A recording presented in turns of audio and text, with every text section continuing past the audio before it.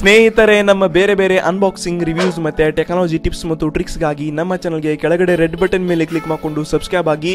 ಇದೇ ತರ ಒಂದು ಹೊಸ ವಿಡಿಯೋಸ್ಗಳಿಗಾಗಿ ಪಕ್ಕದಲ್ಲಿ ಒಂದು ಬೆಲ್ ಮೇಲೆ ಕೂಡ ಕ್ಲಿಕ್ ಮಾಡೋದ್ರಿಂದ ನಾವೇ ಯಾವಾಗಲಾದ್ರೂ ವಿಡಿಯೋಗಳನ್ನ ಅಪ್ಲೋಡ್ ಮಾಡಿದ್ರೆ ನಿಮಗೆ ತಪ್ಪದೇ ನೋಟಿಫಿಕೇಶನ್ ತಿಳಿಸುತ್ತೆ.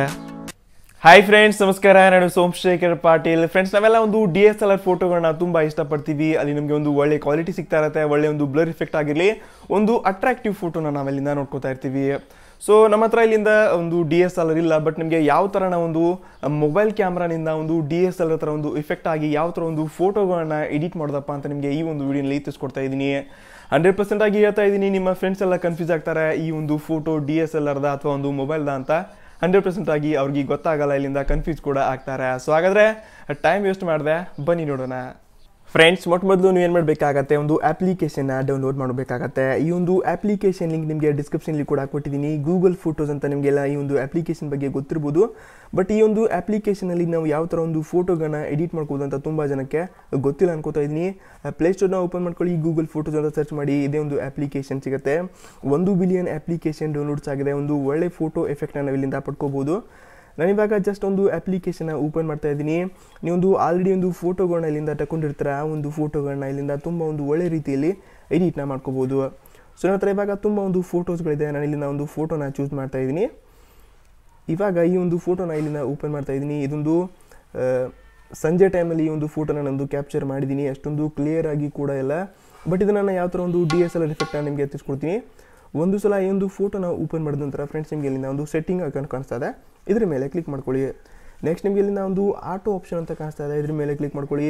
ಇಲ್ಲಿಂದ ಕೆಳಗಡೆ ನಿಮಗೆ ಮತ್ತೊಂದು ಆಪ್ಷನ್ ಕೂಡ ಕಾಣಿಸ್ತಾ ಇದೆ, ಇದ್ರ ಮೇಲೆ ಕ್ಲಿಕ್ ಮಾಡ್ಕೊಳ್ಳಿ. ಸೊ ಕೆಳಗಡೆ ನಿಮಗೆ ಇಲ್ಲಿಂದ ಒಂದು ಲೈಟ್ ಅಂತ ಇದೆ, ಅದೊಂದು ನಾರ್ಮಲ್ ಸೆಟಪ್ ಇರುತ್ತೆ.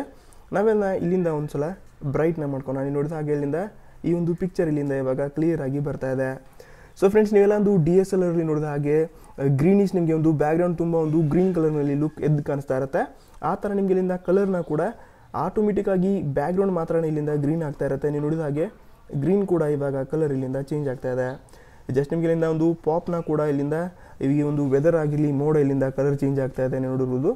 ಈ ಥರ ಇಲ್ಲಿಂದ ಒಂದು ಲೆವೆಲ್ಗೆ ಇಲ್ಲಿಂದ ಅಡ್ಜಸ್ಟ್ ಮಾಡಿಕೊಂಡು ಸಿಂಪಲ್ ಆಗಿ ಸೇವ್ ಮೇಲೆ ಕ್ಲಿಕ್ ಮಾಡ್ಕೊಳ್ಳಿ. ನೀವು ನೋಡಿದ ಹಾಗೆ ಇವಾಗ ಫೋಟೋನ ಒಂದು ಕಂಪೇರ್ ಮಾಡಿದ್ರೆ ಎಷ್ಟೊಂದು ಡಿಫ್ರೆನ್ಸ್ ಕಾಣಿಸ್ತಾ ಇದೆ ನೀವು ನೋಡಿರ್ಬೋದು. ಇವಾಗ ಫೋಟೋ ನಾನು ಇಲ್ಲಿಂದ ಝೂಮ್ ಮಾಡ್ತಾ ಇದ್ದೀನಿ, ಅದೇ ಕ್ವಾಲಿಟಿ ಇರುತ್ತೆ, ಬಟ್ ಒಂದು ತುಂಬ ಒಳ್ಳೆ ಎಫೆಕ್ಟ್ ನಿಮಗೆ ಇಲ್ಲಿಂದ ಒಂದು DSLR ಎಫೆಕ್ಟ್ ನೋಡೋಕ್ಕೆ ಸಿಗುತ್ತೆ. ಇದರಲ್ಲಿ ತುಂಬ ಒಂದು ಒಳ್ಳೆ ಫೋಟೋಗಳನ್ನ ನೀವು ಎಡಿಟ್ ಮಾಡ್ಕೋಬೋದು, ಅದು ಒಂದು ಸೇಮ್ DSLR ಥರನೇ. ಸೊ ಈ ಒಂದು ಕಂಪ್ಯಾರಿಸನ್ ಮಾಡಿದ್ರೆ ತುಂಬ ವ್ಯತ್ಯಾಸ ಬರುತ್ತೆ. ಇಲ್ಲಿಂದ ನೀವು ನೋಡಿದ ಹಾಗೆ ಓಕೆ, ನೀವು ನೋಡೋದು ಇಲ್ಲಿಂದ ಈ ಒಂದು ಯಾವ ಥರ ಒಂದು ಫೋಟೋಗಳನ್ನ ಎಡಿಟ್ ಮಾಡ್ಕೋಬೋದು. ಸೊ ಇದೇ ಥರ ಒಂದು ಝೂಮ್ ಇನ್ ಆಗಿರೋ ಒಂದು ಫೋಟೋಗಳನ್ನ ಕೂಡ ನಾವು ಇಲ್ಲಿಂದ ಎಡಿಟ್ ಮಾಡಿ ನೋಡೋಣ ಅಂತೆ.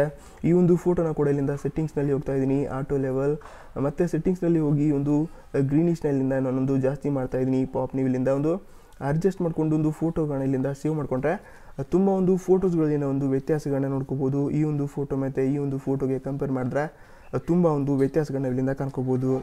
ಸೊ ಫ್ರೆಂಡ್ಸ್, ಇದೇ ಒಂದು ಅಪ್ಡೇಟ್ ಆಗಿತ್ತು. ನಿಮಗೆ ಯಾವ ಥರ ಒಂದು ಫೋಟೋಸ್ಗಳನ್ನ ಒಂದು ನಾರ್ಮಲ್ ಒಂದು DSLR ಫೋಟೋಗಳನ್ನಾಗಿ ಮಾಡ್ಕೋಬೋದು ಅಂತ ನಿಮಗೆ ಈ ಒಂದು ವಿಡಿಯೋನಲ್ಲಿ ತಿಳಿಸ್ಕೊಟ್ಟಿದ್ದೀನಿ.